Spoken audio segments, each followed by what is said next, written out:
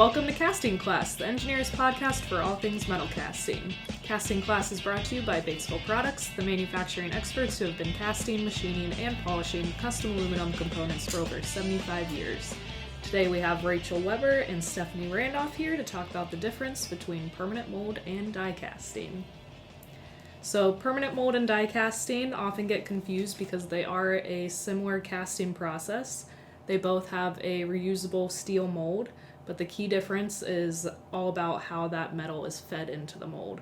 So Rachel, if you can kick us off by kind of explaining the permanent mold tilt pour process versus the die casting injection method. Sure. So for starters, we'll go with permanent mold. In the permanent mold process, as Mary said, it's a tilt pour process. So they're using pour cups that are attached to the front of the mold. And they're going to take molten metal that they're going to pour into the cups, and then they're going to use gravity to feed the metal. So newer permanent mold foundries have hydraulic systems so that they can just hit a button. The operator can hit a button. The press will tilt the mold back so that the metal will flow in down the gating, and then it will fill from bottom up so that it provides the least amount of porosity, or turbulence I should say, which creates less porosity in the casting.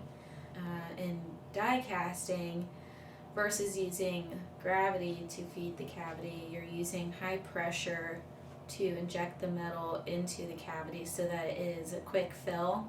We usually say a lot of times if you're going to go die casting, usually you're going to have high quantities to come with it. So I know a lot of U.S. manufacturers, particular die casters, usually have a minimum of 25,000 pieces a year to kind of get started, just because of to keep the mold running and all of that stuff, whereas permanent mold you're going to have a little lower quantity. Mm-hmm. So even in permanent mold, that tilt pour press is machine controlled, so it's at a controlled rate every time that the gravity is pouring it in. It's all optimized for correct solidification and the least amount of turbulence like you were talking about. But then with die casting, you have a whole different level of automation too. So I don't know if you can speak to that a little bit more. I'm not as familiar with the die cast automation. I know there's a tonnage requirement, so how much pressure you can use. And when you look at a press that is used in die casting, it is probably 4 times the size of a permanent mold press.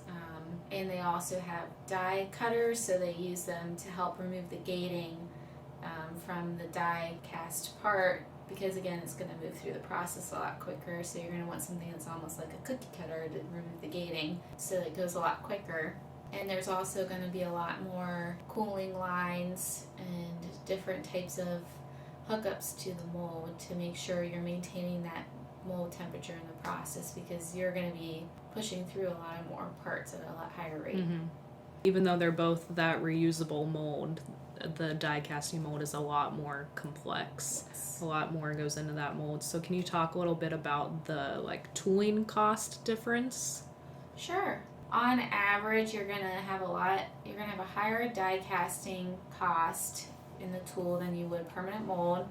And I think it varies too, based off of the size of the mold and the size of the part. But if you're going to compare apples to apples apart, I mean, you're probably going to see double the cost most of the time. I wouldn't say it's going to be extremely huge difference, but it's definitely going to jump up in price, where you're going to have to add on all the cooling lines and hydraulics for a die cast that you wouldn't need for a permanent mold.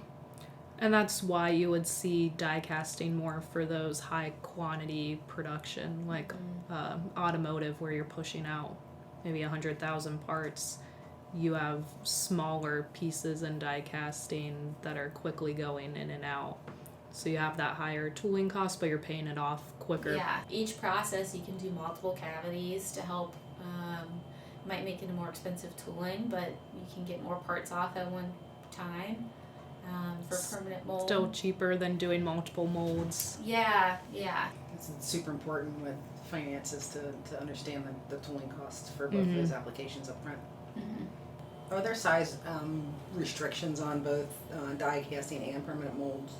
Not requirements, but that tend to blend to be better for one process better than the other. Like I would say die casting, anything under 18 pounds is usually going to be a good fit, and especially anything under a pound compared to permanent mold, where if you're going to come to a permanent mold and you have a part that's under a pound, your price is going to just be a little bit higher because it's a lot of labor for a small part. But anything like a few pounds up to 100 pounds, I would definitely say permanent mold is going to be the way to go. So there are also a few differences between the two processes when it comes to design specs and tolerances. So in terms of casting design, for example, with wall thickness, so permanent mold, you have to have at least 18/100ths of an inch, but die casting, you can accommodate some slightly thinner walls just because of how the metal is really pushed in there. You don't have to worry about it freezing off as quickly. Is there a difference in draft requirements? Yeah, I would say there is. For die casting, I believe you can get away with 1 degree draft, where in a permanent mold, if you're having the same wall height, so anywhere from probably 1 inch up to 6 inches, you can have 1 degree in die casting, where you would need at least 3 degrees to be able to eject the part. You're casting bigger parts in permanent mold. You're going to be working with a lot taller walls, thicker walls, whereas in die casting, most likely they're going to be smaller parts. I kind of like to talk about them as like your doorknob size parts, where they can be just as complex, but because of the high pressure and the quick release you're getting out of them, you're able to pull the part out of the mold without needing as much draft. So those are kind of two differences in terms of design. Let's kind of switch over to tolerances. Which one can you get tighter tolerances with? Out of the mold, die casting, you're going to get tighter tolerances. Now, if you're talking about the quality of machining the part afterwards, permanent mold's going to be the better cast part. Yeah, you're going to get a slightly tighter tolerance with die casting straight out of the mold than you will with permanent mold, but both of them can go through secondary operations, but that's where you're going to see the difference. Yes. So with permanent mold, you see less porosity. So when you're machining a die casting, you might open up porosity holes, or if you're polishing a die casting, you might start to get little divots where you have the gas that was trapped inside, whereas permanent mold is more of a low porosity process, so you won't see that as much. Yeah. One cool design difference is sometimes overlooked, but in permanent mold you can do sand cores, so you can do a semi-permanent mold casting. So with that, before every pour, they're going to place a sand core into the mold, and then when they pour the metal in, it will fill in around the core and solidify, and then you can shake out the sand and create a hollow cavity inside the part, so you can add all kinds of different geometries inside. Whereas on die casting, you're not going to see sand cores as much, just because we talked about it's the quick process. We're trying to be super efficient. Everything's more automated in die casting, so you're going to see more of pull cores, which are in both processes, but those are a little different. And then we already talked about surface finish. Anything else in terms of design specs or tolerances that you think are key differences between the two processes? The best thing you can do is, if you do have any questions, reach out to either a permanent mold or die cast supplier and just have the foundry review the drawing and kind of guide you on what they recommend the best process is, because no foundry is going to quote a project just because they can quote it. They're going to do what's best for your part and their process as well. Mm-hmm. Yes, so just kind of as to summarize here, both processes similar with that reusable mold that makes them both kind of stand out from sand casting. The tolerances, the surface finish, also comparable. A little bit better in die casting, but you'll see a comparable finish in permanent mold casting.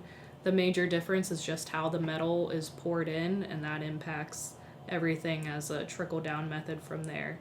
So you have your gravity in permanent mold versus the injection in die casting, and because of that difference in how they're poured in, you have a difference in tooling cost, with the more complex mold in die casting generally having a higher cost, And then because of that higher tooling cost, you're going to see die casting better suited for high volume production, whereas permanent mold, the sweet spot's really in that moderate range, a couple thousand a year. All right. Thank you, Rachel and Stephanie, for joining us today. Yeah. Thank you. Thank you. Thanks for listening to Casting Class, the engineer's podcast for all things metal casting. For more episodes, videos, and guides, check out BatesvilleProducts.com. See you next month.